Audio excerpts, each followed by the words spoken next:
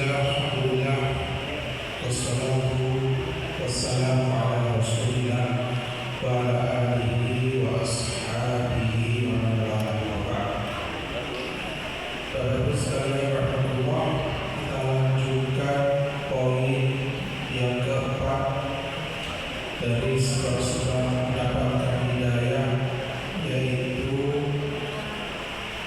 ittiba'u mafahimis salaf, mengikuti pemahaman para pendahulu kita, para salaf, pendahulu kita yang soleh, mengikuti pemahaman para pendahulu kita yang soleh. Ittiba'u mafahimis salafis soleh.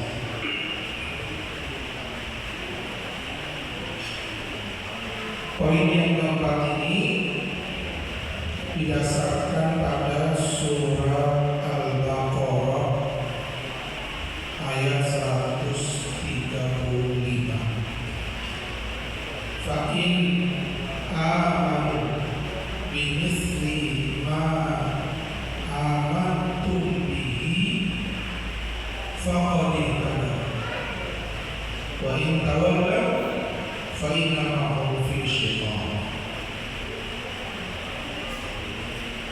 jika mereka beriman seperti kalian beriman, seperti bimisli ma amantum bihi, jika mereka beriman seperti kalian beriman, sungguh mereka akan mendapatkan hidayah.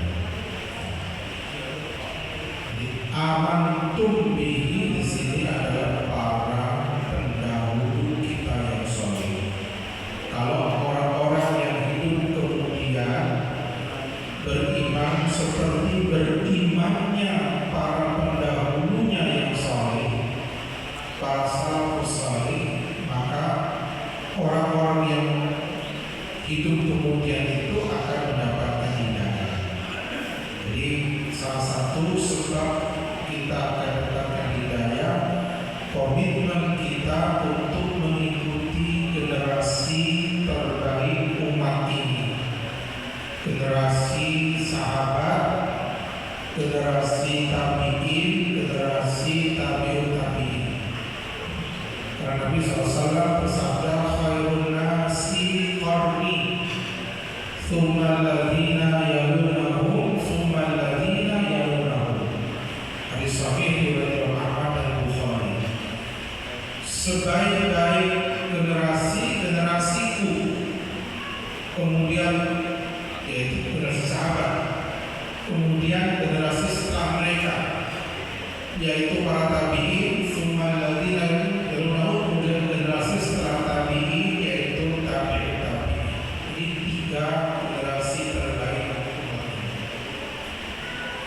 Dalam riwayat yang lain, Rasulullah bersabda,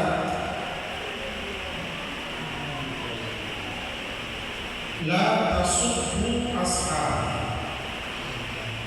janganlah kalian mencela sahabatku. Lau anfaqa misla ahadikum, lau anfaqa ahadukum misla uhudin zahaban, ma balagha mudda ahadihim wala nasifa. Seandainya salah seorang di antara kalian berinfak dengan emas, yang emasnya itu kata Rasul seberat gunung Uhud. Siapa yang sudah pernah melihat gunung Uhud? Kalau yang sudah pernah ke Madinah, biasanya mampir ke gunung Uhud. Gunung Uhud itu salah satu gunung terbesar di kota Madinah. Panjang gunungnya 8 kilo, lebarnya 1,5 kilo, tingginya 1000 meter. Itu volumenya berapa? Nah, matematika yang kita. Volume seperti itu panjang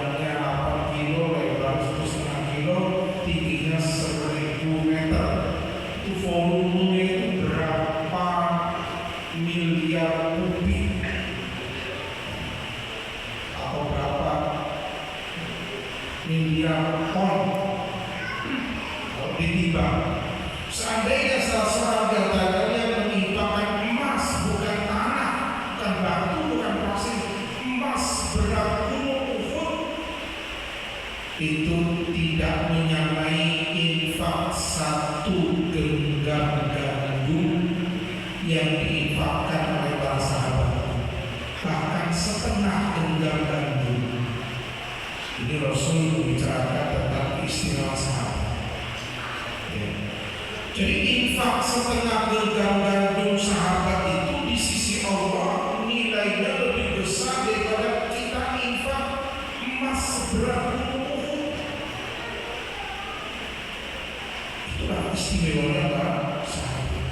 Makanya dalam riwayat yang lain Nabi mengatakan ashabi kan nujum bi ayyihim ihtadaitum ihtadaitum. Para sahabatku itu laksana bintang-bintang gemerlap. Bintang itu salah satu fungsinya untuk dari petunjuk arah dari para nelayan, para pengendara dengan melihat bintang tahu arah utara, selatan, barat, laut, dan seterusnya. Sahabatku itu seperti bintang.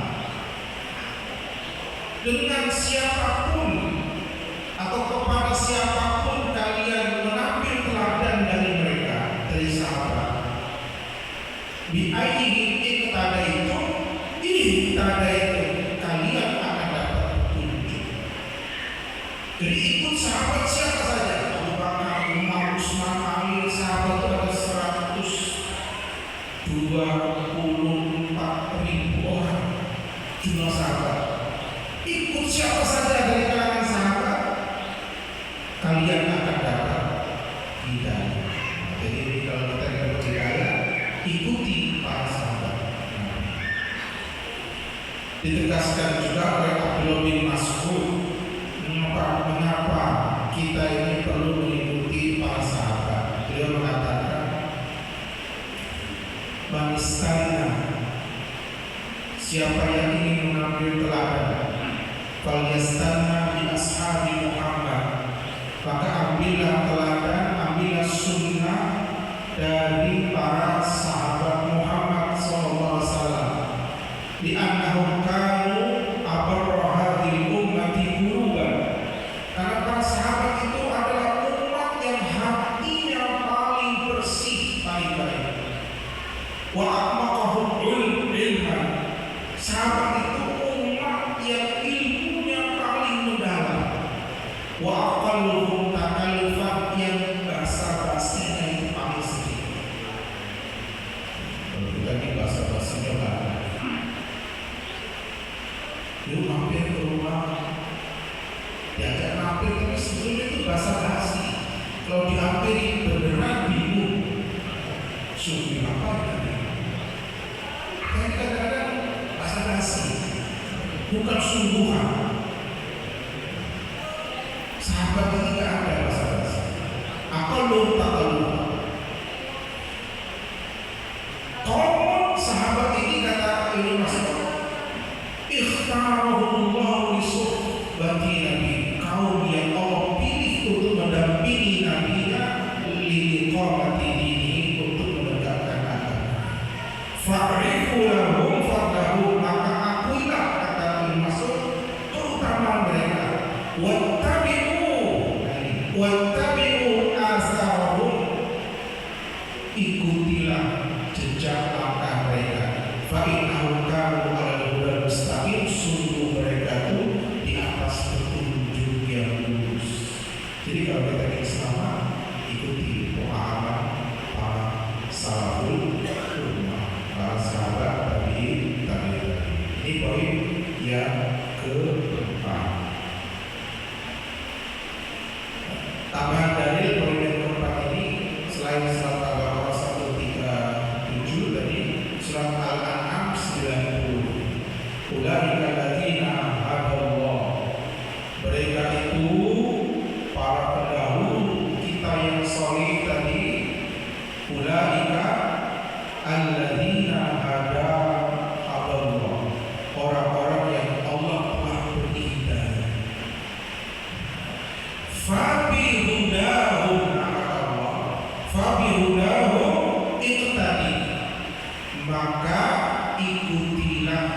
petunjuk dan hidayah-hidayah mereka. Jadi Allah sendiri yang memerintahkan kita untuk mengikuti pemahaman generasi terbaik. Poin yang kelima dari sebab mendapatkan hidayah adalah mengimani takdir dengan benar. Mengimani takdir dengan apa? Ada orang yang mengimani takdir tapi tidak benar?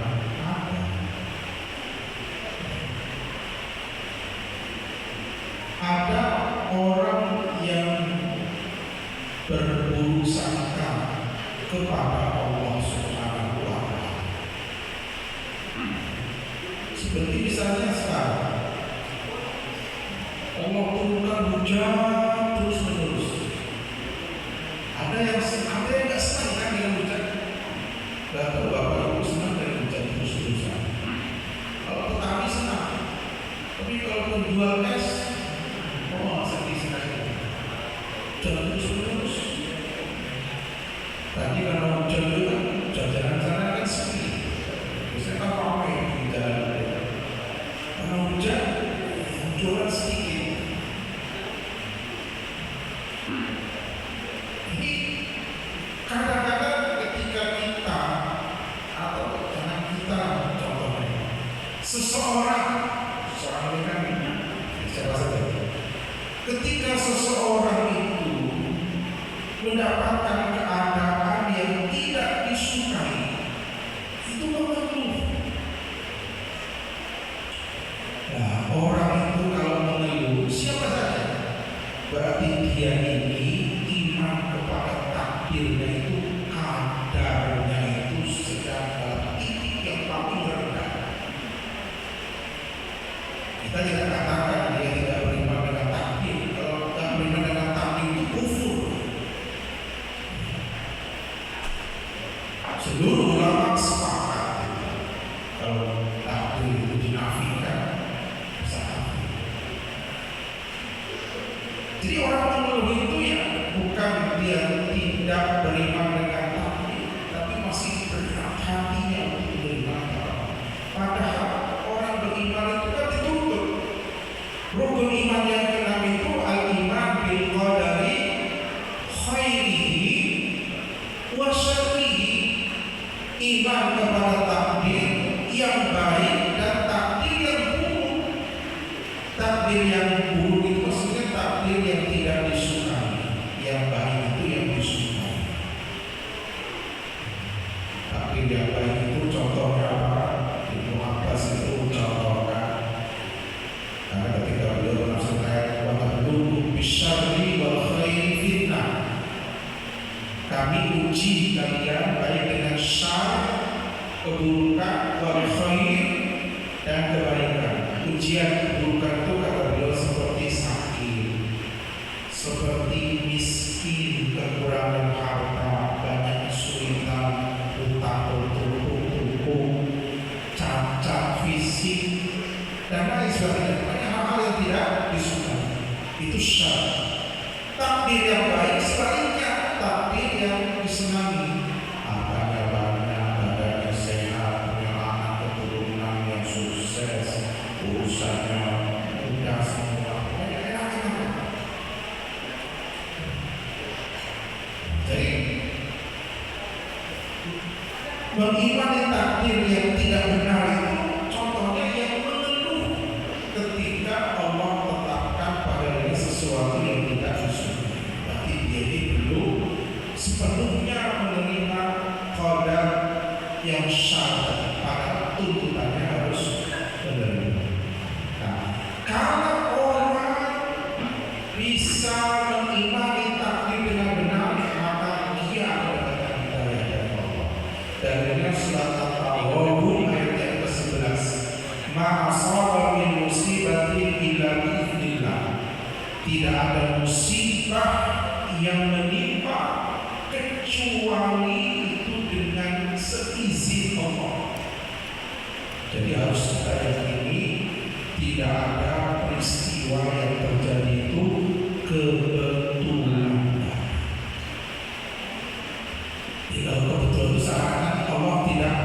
membuat skenario. Semua yang terjadi biiznillah, dengan izin Allah, tidak ada yang kebetulan. Wa ma asaba muslimin illa biiznillah. Baik. Wa may yu'min billah yahdi qalbah.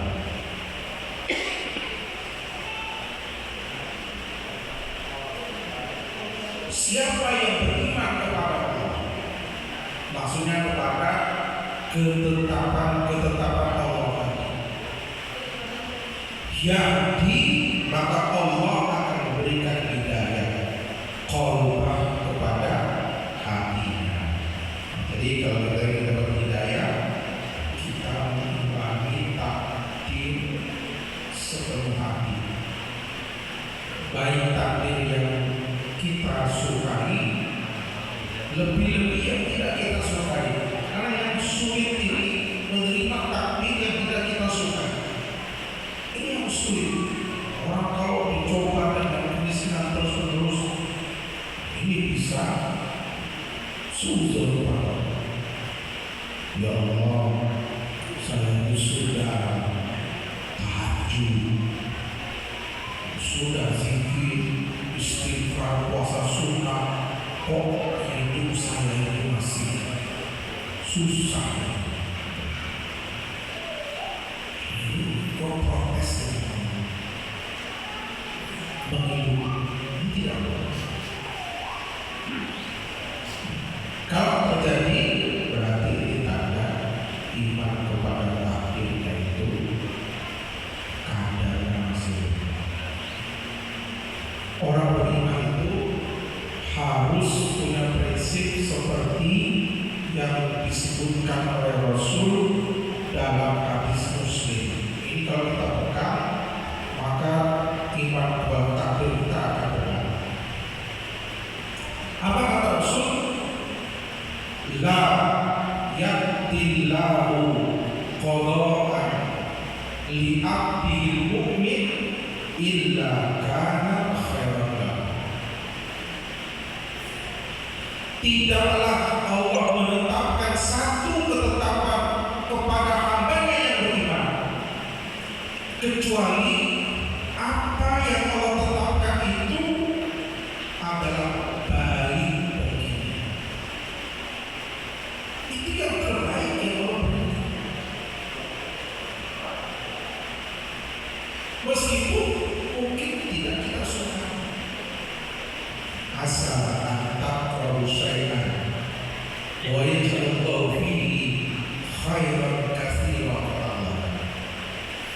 Bisa jadi engkau membenci sesuatu, kata Allah, padahal pada sesuatu yang kau benci itu Allah berikan kebaikan yang banyak. Jadi kita harus husnuzon kepada Allah. Apapun yang Allah takdirkan, yakinlah ini ketetapan yang terbaik yang Allah berikan kepada kita, sekalipun tidak kita suka. Jadi kita yang harus menyesuaikan dengan kehendak Allah, maka hidup ini akan enak. Jadi kalau kita ritme hidup kita ini tunduk pada kehendak Allah, kita jadi nikmati. Kekurangannya nikmat, sakitnya nikmat, cacatnya nikmat. Kenapa? Yakin ini pilihan terbaik yang Allah berikan kepada kita. Karena kalau memprotes, tidak menyelesaikan masalah. Emang kalau seseorang cacat lalu dia mengeluh protes, kemudian bisa sembuh dari cacatnya? Tidak. Orang sakit mengeluh sembuh, apa sakitnya Pak? Orang sakit kalau hatinya, jiwanya ini terguncang, pikirannya ini tidak tenang, itu sakitnya apa? Tapi kalau menerima apapun keadaannya, itulah yang terbaik. Allah akan berikan dan kita bisa. Yang keenam, ada 7 poin. Saya cukup saja. Yang keenam, bermujahadah dalam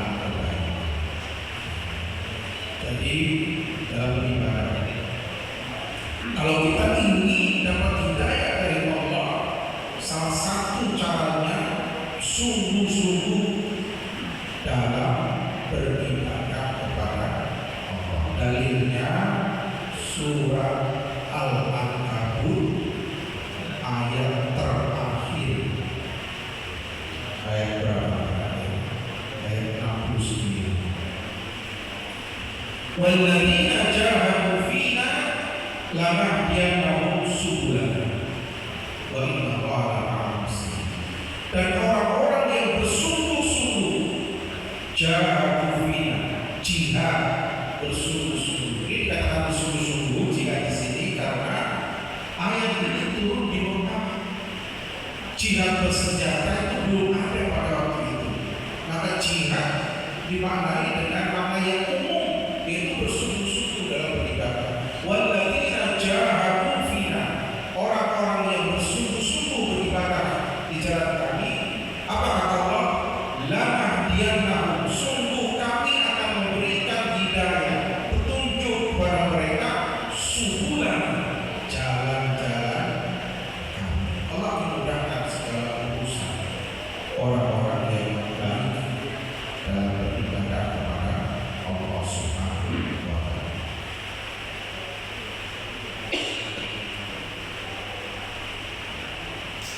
Yang terakhir, yang ketujuh,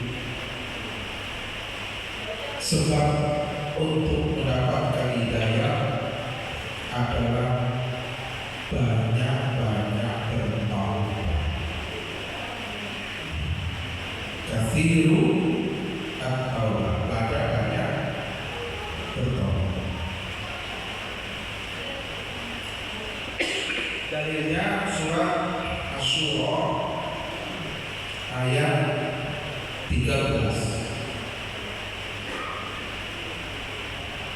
Asy-Syura ayat 13. Allahu yajtabi ilaihi man yasha wa yahdi ilaihi man yunib. Allahu yajtabi, Allah memilih untuknya orang-orang yang Dia kehendaki, dan wa yahdi, Allah akan memberikan hidayah ilaihi man yunib, kepada orang-orang yang yunib. Yunib itu artinya yang bertobat. Jadi kalau orang banyak bertobat kepada Allah, Allah akan berikan hidayah kepada mereka. Mengapa Allah memberikan hidayah kepada orang yang bertobat? Karena Allah mencintai orang yang bertobat. Dibuka di surat Al-Baqarah ayat 222, surat 2 ayat 222. Innallaha yuhibbut tawwabin, sesungguhnya Allah itu mencintai orang-orang yang banyak bertaubat. Jika kita banyak taubat, Allah akan cinta. Kalau Allah sudah cinta, Allah akan memberikan bimbingan, hidayah taufik, hidayah Indonesia. Kalau Allah cinta, maka Allah pasti akan memberikan yang terbaik kepada hamba-hambanya yang Dia cinta. Ini satu kepastian. Tidak mungkin Allah memberikan keburukan kepada hamba-hambanya yang dicintai. Orang kafir yang Allah benci kekufuran saja masih Allah biarkan hidup. Bahkan sebagian orang kafir itu secara ekonomi kaya-kaya. Indonesia ini dikuasai 9 orang, semua itu kafir. Artinya orang kafir masih Allah beri, apalagi orang mukmin yang mereka mencintai Allah, banyak bertobat kepada Allah, pasti Allah akan berikan yang lebih dari apa yang Allah berikan kepada mereka. Sekalipun lebih ini bukan tidak mesti dalam bentuk materi, karena ada nikmat yang jauh lebih besar